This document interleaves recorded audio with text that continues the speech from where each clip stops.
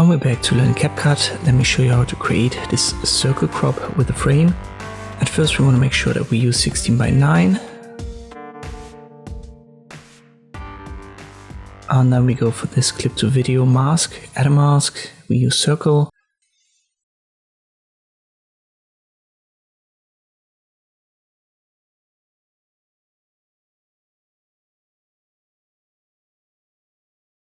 I may have to reposition it a little bit, but it looks kind of good. We go back to the start position, the first frame, and here the center is perfectly on the eye, so we can memorize that. It's good. Then we want to go to Video Basic and scroll down until we can find the canvas at the bottom. Make sure that your clip is on video channel 1. If it isn't, this canvas will vanish. So now on video channel 2 you can't find it. Just drag and drop it onto video channel 1 again, and there it should be.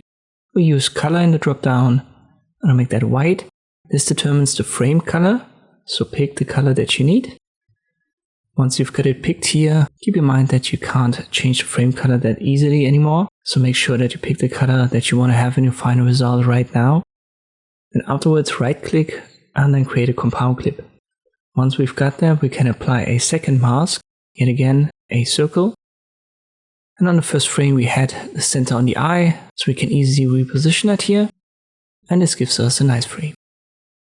You can adjust that like this, it's going to make the frame bigger. But for a circle, width and height should be the same value, so we make that 800 times 800 on the size.